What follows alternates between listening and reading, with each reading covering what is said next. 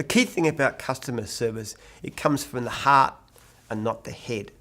If you really genuinely care about amazing customers, if you're the kind of person that would be offended to see a job that's not perfectly done, if you would be upset by letting somebody down, if you feel really bad because you haven't turned up or haven't returned a phone call, you've got the right attitude. You've got to cultivate that kind of emotional attitude. If you just give customer service because you think, if I give customer service, I will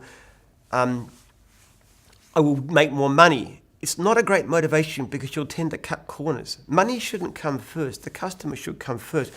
What I remember from my days mowing lawns, and look, I started off with nothing. I started off with no capital, deeply in debt, not knowing anything about business. But one thing I did have was a passion for customers. And I could remember my customers saying to me, I've never seen my lawns look so good. And I used to really treasure that. That brings a glow of happiness to me even now. I used to love making my customers delighted. You know, I was one of the first contractors in Australia to own a brush cutter.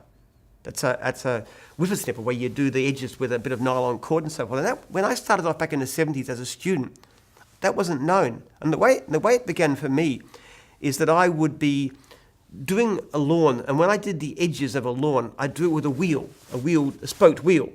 So when you had a concrete edge and there was the grass, I could do a very neat edge, and I'd run the left-hand side of the mower along the edge and picked it up pretty clean, and that looked good. But what used to frustrate me was the other edges around the trees and the retaining walls and the clotheslines and those sort of things where you couldn't do that. And even though it wasn't expected, it used to really aggravate me. It used to really upset me. It wasn't rational. But I just didn't like leaving the lawn less than perfect because everything I did else was perfect. I picked up the grass perfectly. I cut in straight lines. I got everything done. I moved the hose off the lawn so I could cut underneath it. I did everything to make it immaculate. I couldn't do these edges. And one day I was in my mower shop in Eltham, and I used to spend a lot of time in there because I didn't look after my mowers too well. And I had a bunged up mower, and while I was waiting for the guy to fix it, Tom was his name, an old bloke who used to run the shop, I wandered around the shop looking at stuff, and I saw this funny looking machine in the corner. This is in the 1970s, long pole, handle in the middle, engine on one end, and at the other end this little strange plasticky thing with a bit of white cord sticking out. And I said to Tom, what's that thing?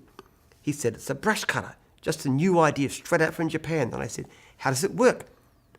And he said, well, it's so that you can cut the edges around the trees that you can't get with a wheel edger. And he showed me, and I bought it on the spot. I didn't have much money, but I knew I had to have that machine. And as soon as I learned to use it, it took a bit of time to practice it, I could do my edges perfectly. I could do them in a way the clients could not do them themselves.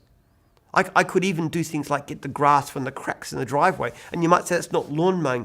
Yes, but it made it look good. If you get the grass from the cracks and you get every edge perfect and you blow it off clean and people just look and they're amazed. And that's how I built my business. I had no idea that it would be successful, but I did it by amazing and delighting customers. Need it done, Jim's the one.